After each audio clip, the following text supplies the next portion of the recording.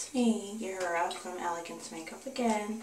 I've had a recent question as far as brushes go, and a lot of you, if you're not familiar with like professional style brushes and all the different kinds and what they do, it can be a little bit confusing, so you kind of just stick to the basics. So what I wanted to do today is just go through some brushes that if you want to expand and kind of learn how to use them, then they're just some simple things that you can have in your makeup case, and then just know how to use them and then just practice. So I just picked out a few. There's tons, but I just picked out some that I think you could use. I'm going to start off with a concealer brush, which is this brush. It's small, it's very stiff bristles, not super flexible, but the purpose of stiff bristles, the stiffer they are, the more they pick up. So you would use this to add concealer into areas, even creases, but it picks up a lot of concealer and it's easier to guide and use. The second brush I'm going to show you is the foundation brush. It's kind of like the concealer brush, but it's obviously bigger, and it's still the same stiff bristles, so that means it picks up a lot more foundation. And again, you would use this either for all over or in smaller area spots. And you can also use a sponge as well. I usually mix these with just a regular face sponge to blend in foundations, but that's what that brush is. So that's good to have. It's good for easy control as well. So it takes a little practice, but you'll get the hang of it.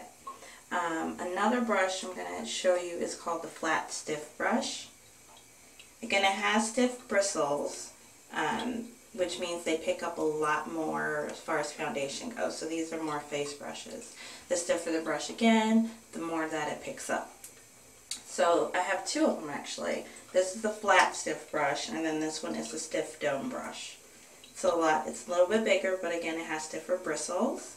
So the bigger one would be used to probably do more full coverage foundation. So if you want to get a lot packed on, then use the stiff dome brush. So you just put that in your foundations. You probably just go all over in the bigger creases of the eyes. It just covers more area. And the smaller one is really good for trying to get into like center creases. Farther out, it's easier to control, you're not having a wide range to cover.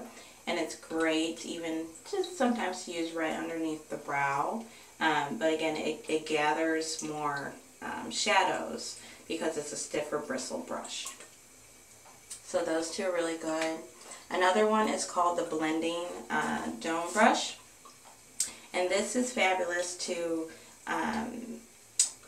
add a little bit of, not so much very, flimsy, maybe underneath the eye for highlighting. So that's something really good. It's also great to get into and blend the creases of a really good smoky eye. So when it's fluffier, and if you can see that, it's a lot fluffier and it's not as stiff as the other brushes. So it's not going to hold as much. So it tends to be a little more powder, a little more flared out than most brushes. So this is something you'd want to use to apply shadows, but it's good for touching up and blending shadows together. So that's a blending brush. The next one is called, they're both angled brushes. Now the angled brushes, they're softer bristles, and I'll show you the smaller one first. If you can see that, you can see this angled on top, and then there's also larger ones. So it's pretty much the same thing.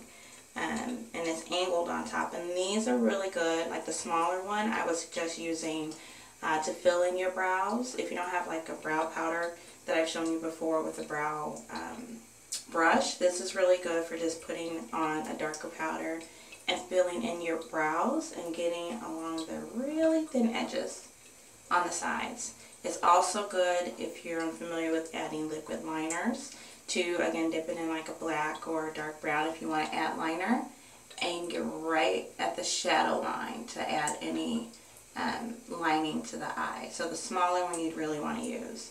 Again, it's softer bristles, but it's not as soft, so it still picks up color.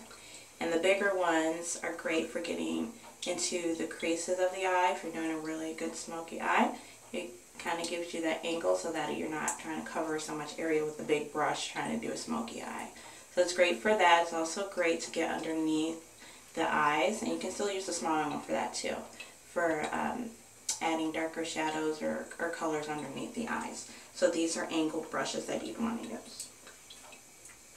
Next, I'm going to show you a blush brush, which is this one.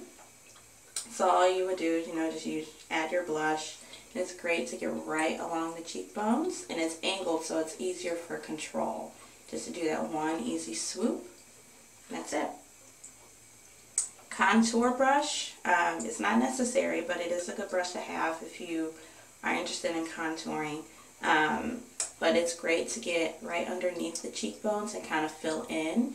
Again, it's angled, it's a soft bristle brush, so it's just great for filling in. You can use like bronzers, or if you have contouring powders, it kind of lets you guide right underneath the brow or wherever you're contouring, right in the areas.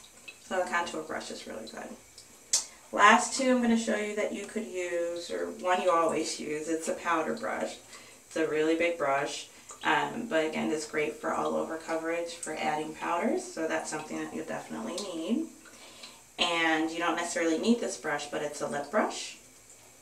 It's really good for guiding on lip glosses, filling in maybe lipsticks if you don't want to use it directly from the tubes or the containers that they come in. It's just really good to guide along the lips, so it gives you a little more control. So these are really good to have in your makeup case. So I know it seems like a lot of brushes, but they all do different things.